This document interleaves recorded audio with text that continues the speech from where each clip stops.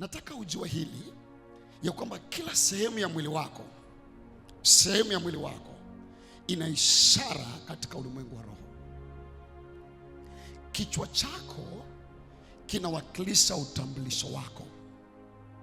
Ndio maana kwenye passports hawawekangi miguu wala mikono wala vidole, wanaweka kichwa. Kichwa cha mtu ndicho kimebeba nyota ya mtu. Ndio maana wakitaka kuharibu mtu wanacholenga ni nywele za watu. Na waombea wa mama na wa baba ambao wameingia kwenye saluni wakadhani ni saluni nzuri, kumbe ni za maajenti, mawakala wa Voda.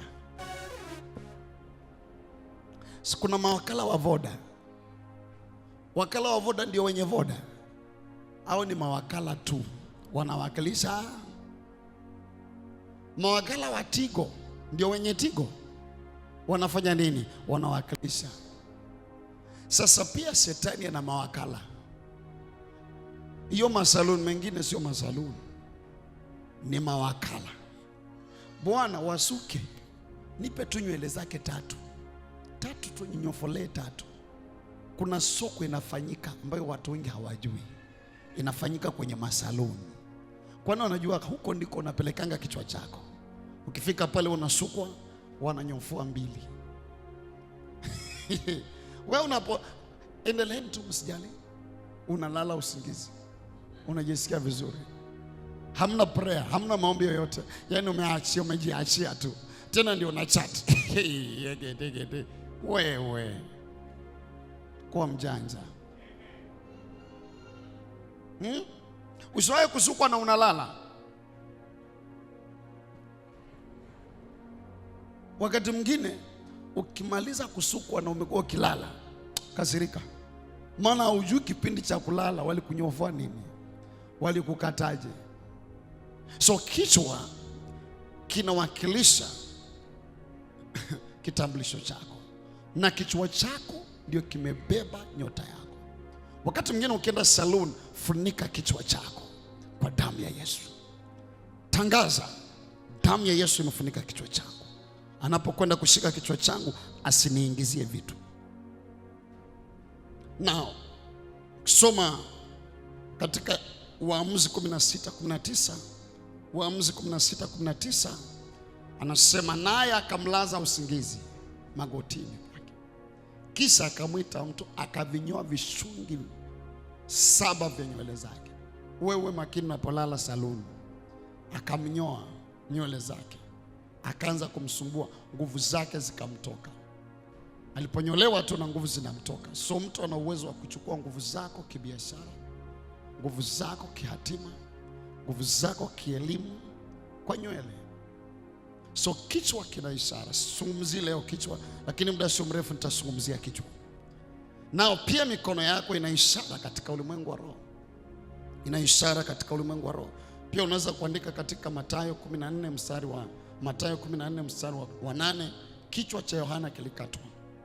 Na mikono yako katika ulimwengu wa roho inawakilisha kazi yako. Kumbukumbu la Torati 33 mstari wa 7. Kumbukumbu la Torati 33 mstari wa 7 anasema, na baraka ya Yuda ndiyo hii, akasema, usikie e Bwana sauti ya Yuda, mlete ndani wa watu wake. Alijitetea kwa mikono yake. Alijitetea. Kiingereza kinasema hivi, nipe King James pale uelewa vizuri ule mstari. Alijitetea kwa mikono yake. Anasema, let his hands be sufficient for him. Anasema acha mikono yake mtoseleshe. Do you know, adui anaweza kufanya mikono yako isikutoseleshe wewe. Yaani mahitaji yako yawe mengi kuliko uwezo wa mikono yako. Alibarikia Yuda, ukisoma Kiswahili hakikupi ufahamu mzuri, lakini alimbarikia Yuda na baraka ya mikono. Anasema mikono ya Yuda imtoseleshe. Wakati unaona mahitaji yako yanakuwa makubwa kuliko uwezo wako, kuna kitu kimefanyika kwenye mikono yako. Anasema ataibarikia kazi ya mikono yake, nawe utakopesha. Kumbukumbu la Torati 28:12, nawe utakopesha mataifa mengi, wala hutakopa wewe. mikono iliyobarikiwa. Anasema na kila litendalo litafanikiwa. Katika Zaburi 1 mstari wa 3, kila litendalo litafanikiwa, mikono iliyobarikiwa. Lakini mlango wetu kwa muda mfupi hapa itakuwa juu ya miguu. Miguu yako ina ishara katika ulimwengu wa roho. Na kati ya hivi vyote nataka nikwambie miguu ni ya muhimu sana. Hebu niseme miguu ni ya muhimu kuliko kichwa. Hamjanisikia bado? Kuliko mikono. Sasa mtu asipokuwa na kichwa itakuwaje? Lakini nitakwambia miguu ni muhimu sana hata kuliko yote. Hatutasoma yote katika Yohana 13 kuanzia mstari wa 3, tumesoma kwenye utangulizi.